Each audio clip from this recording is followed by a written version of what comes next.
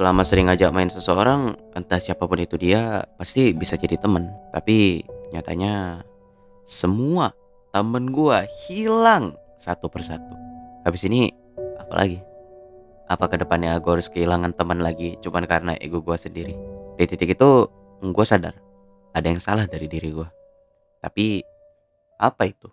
Jadi gini, semua itu diawali ketika gua masih SMP. Di situ gua nggak tahu gimana cara dapet teman, bahkan gua nggak tahu apa itu sih.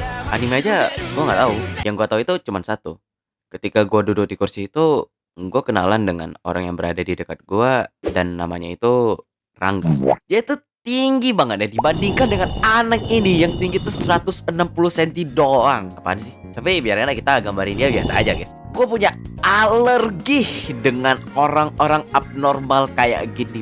Please deh. Gue awalnya nggak terlalu deket tuh. Ya intinya kami ngomong kayak orang-orang yang baru kenal aja gitu awal-awal. Tapi entah kenapa gue merasa pengen temenan aja gitu. Aneh gak sih dibandingkan teman ekstrovert yang ngumpul, tapi malah milih satu teman yang introvert, nolep, wibu parah gitu.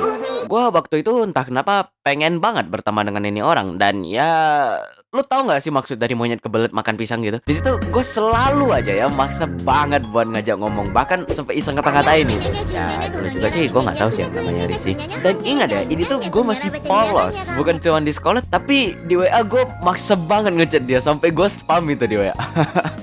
Itu ya asal kalian tahu ya, saking seringnya gue spam di WA, di blog itu udah jadi makanan sehari-hari buat gue. Hari pertama, hari kedua, sampai udah setiap hari itu kejadian berulang-berulang terus gitu loh.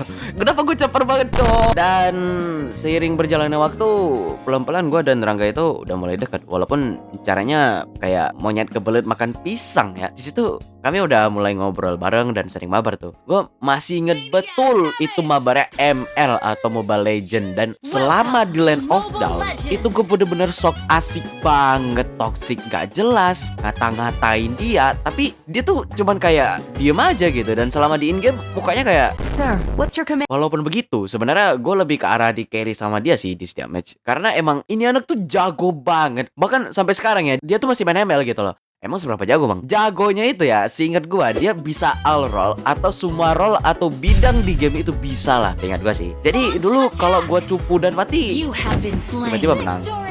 Gua lagi farming minion, victory. Gua lagi nyantai ya di Land of Dawn. Entah kenapa menang guys. Aduh, ini kayaknya ML ada bug. Harus di fix ini, harus di fix. Tapi ya sering berjalannya waktu, kami udah sering ngobrol dan mabar di Land of Dawn dengan hero ter-OP dan tampang Mikasa gitu. Seru, gila seru banget dah sumpah. Itu kami pernah buat grup dengan teman satu kelas kami. Di situ kami bertiga bahas anime, jokes anime gitu. Ya tentang sesuatu yang berhubungan dengan anime. Dan hingga ada satu momen dimana gua dan Rangga tuh kepikiran, gimana kalau kita buat kumpulan atau grup yang khusus wibu gitu.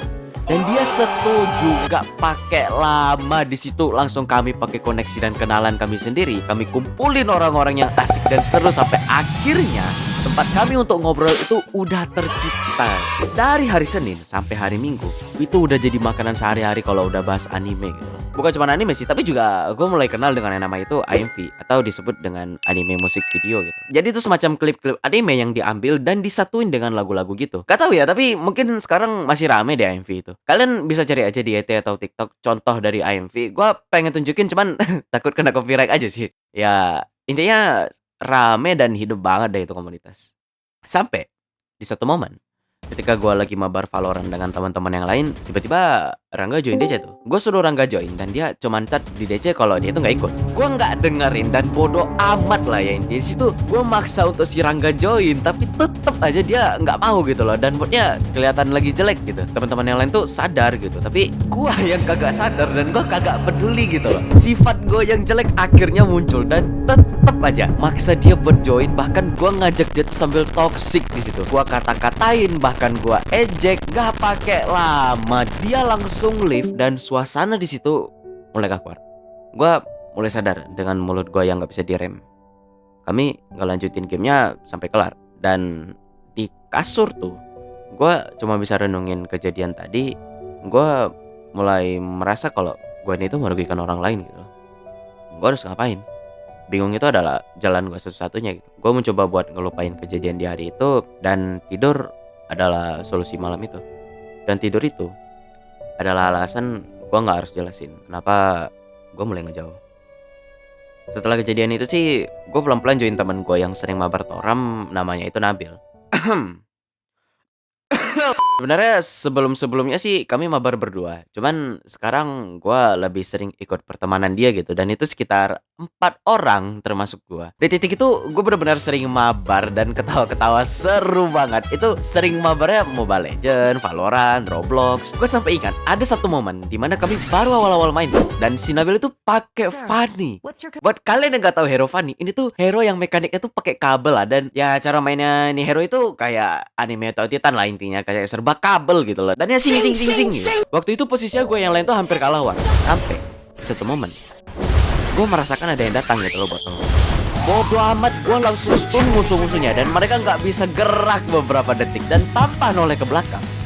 Gue tahu dia yang bakal ngabisin musuh. Dan akhirnya si Nabil keluar dengan pedang-pedang dan kabelnya. Di situ kami pun berhasil. Dan ya kita kalah gara-gara si Nabil. Ya walaupun kami gak jago dan sering kalah gitu loh. Memang iya menang itu enak dilihat dan rasanya lega banget. Tapi setidaknya di setiap kekalahan itu ada momen tertawa dan lucunya gitu yang membuat kami nggak masalah dengan kekalahan itu. Gue emang merasa itu pilihan yang bagus. Tapi gue emang merasa itu tuh pilihan yang bagus gitu loh. Dan ya kita kalah gara-gara si Nabil. Oh ini mereka itu bukan teman offline gue tapi teman online gue gitu loh. Jadi setiap hari ketika gue melihat matahari yang cerah, gue on WA dan gue ucapkan selamat pagi kepada Nabil dan khusus kepada waifu dia gitu. Indahnya persahabatan. Tapi juga di sisi lain gue nggak pernah lupa dengan apa yang pernah gue katakan waktu kejadian itu. Kadang waktu gue on Discord buat mabar selalu aja kelihatan notif di server itu.